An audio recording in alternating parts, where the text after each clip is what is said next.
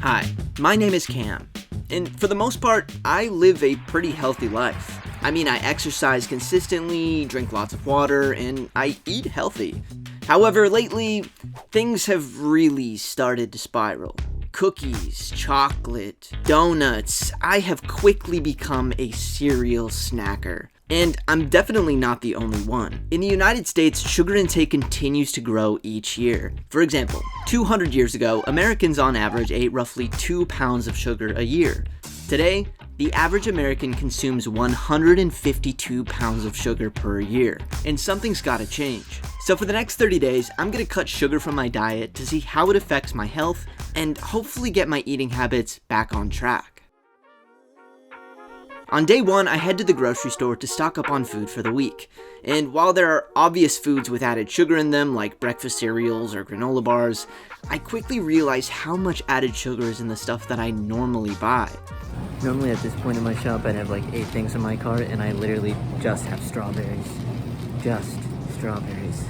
There's even added sugar in the things that I assumed were healthy. And the more I look at labels, the less things I add to my cart. That was cursed. Literally cursed.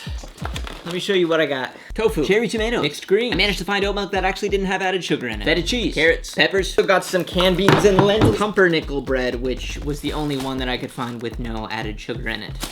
And it looked the worst out of all of them. So even though my grocery cart was slashed in half by added sugars, I still feel like I have a pretty decent haul here to make some good, healthy meals without any sugar. So here's to hoping this first week goes pretty well. While my meals typically don't have a lot of sugar in them anyway, I do still have to make some small tweaks to make them sugar-free. Things like swapping salad dressings out for lemon juice and salt and pepper, or for breakfast swapping out brown sugar with my oatmeal for blueberries instead. And because I can already hear people in the comments being like, it has natural sugar. Yes, it's natural sugar. It is different than added sugar because it comes with fiber and nutrients, antioxidants, things that are going to keep me full, whereas added sugar is just, it's just added sugar and it really comes with nothing. So I'm going to be eating fruit during this challenge. Okay, now that that's out of the way, back to the video. However, even with some solid meals prepped, I still run into a problem. I did not expect it, but I am having cravings. I think 4 times today I have gone to the kitchen, opened the fridge, opened every cupboard imaginable, just looking for something sweet that I can snack on. But there's just nothing here, and I just keep looking for it. Cravings quickly become a problem. Some small and easy to manage, while some are actually a bit more difficult. I'm realizing that maybe I could have planned this a little bit better. Reason being, today is my birthday, and I just had a friend stop by. They made me a birthday cake. A beautiful, thoughtful, delicious-looking birthday cake. I can't eat my own birthday cake. What the To try and cut off all cravings, there's really only one thing I can do with my birthday cake. And that's put it in the freezer and save it for later. And y'all are tripping if you think I'm about to throw away a homemade birthday cake. This is gonna keep well in the freezer.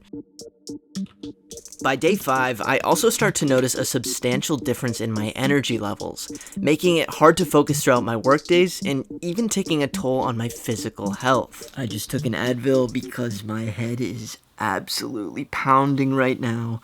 And I don't really know if this is related to sugar or not, but I never get headaches like ever, so I don't know what's up, but this is not fun. Not fun at all. Struggling to figure out why I'm having such a hard time, the next day I go looking for answers. And I think I've figured out my problem. You see, when we eat, our tongue sends signals to our brain about what we're tasting. The brain then sends the feel-good chemical dopamine to your blood, which helps affirm the body that, yes, eating is good.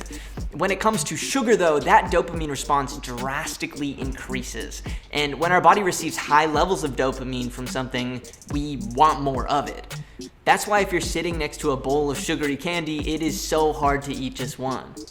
On top of that, this can lead to overconsumption, and then reliance, and then withdrawals, which sounds like an addiction. So I did a quick Google search on what some withdrawal symptoms might be, and it said cravings, exhaustion, and headaches.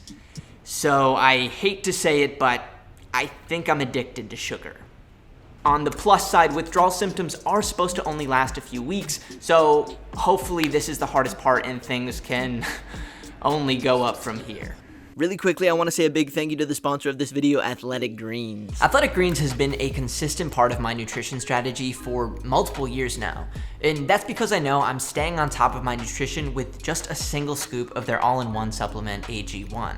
It's packed with 75 vitamins, minerals, whole food source superfoods, probiotics, and adaptogens in one convenient daily serving. Taking AG1 lets me know I'm starting each day hydrated with the nutrition I'll need to fuel my exercise and my recovery.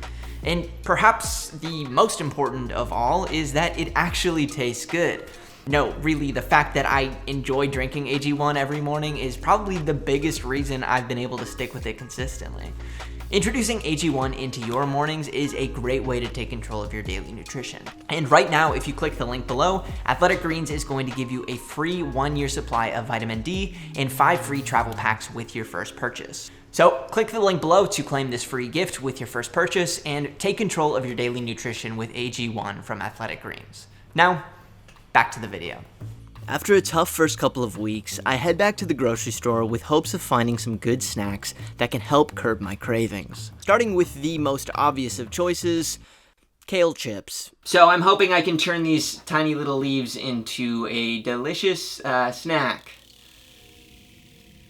I'm gonna try making kale chips. I'm a huge chip lover, but unfortunately most chips have sugar, so I'm hoping that these can fill the gap.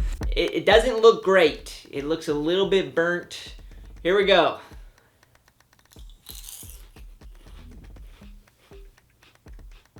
Yo. I don't love it, but like I don't hate it.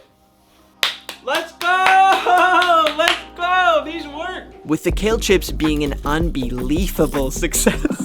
I'm so sorry, I should not have said that. Anyway, I start trying out new snacks and it actually goes really well. I stock up on fruits that I can reach for when I'm craving something sweet, as well as quick things like hummus to pair with carrots or rice cakes. And I even found some popcorn that didn't have any sugar in it either. And once I get a feel for the snack situation, things really start to look up. I am feeling pretty darn good. I am not getting the cravings that I was in week 1. Am I still looking at a chocolate chip cookie and feeling some type of way?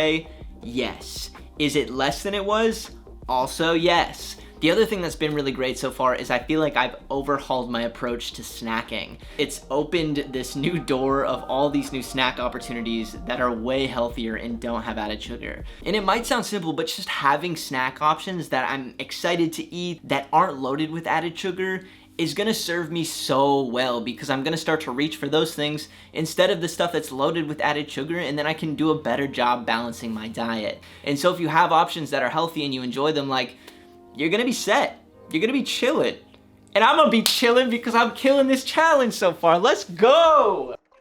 With my withdrawals mostly behind me, in my final 2 weeks, I really start to notice some positive benefits. I feel like on the whole, I'm eating healthier and being more strategic with my meals to help stay full and fend off cravings. I'm also starting to notice my energy levels evening out, and I've been able to get some good workouts in without feeling exhausted later on in the day. But with the good, there is definitely some bad. The biggest frustration being that cutting sugar takes a lot of the fun out of eating, making it so you can't try that new donut shop that opened in your neighborhood, and it even limits how you can celebrate special occasions. Closing out this challenge, I think my biggest takeaway from this is number 1, holy shit, everything has sugar in it, what the? And number 2, just how unaware I was of how much sugar I was consuming on a regular basis.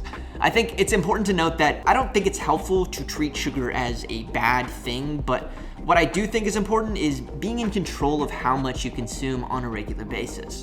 For me, I feel like these last 30 days have really helped me regain some of that control and build my intuition so that I can be smarter about my eating habits going forward. That way, when I decide I want to eat sugar, I can really, really enjoy it.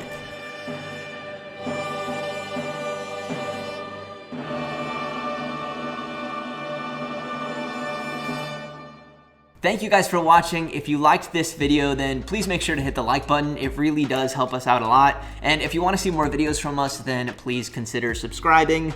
And yeah, I'll see y'all in the next one. Cheers.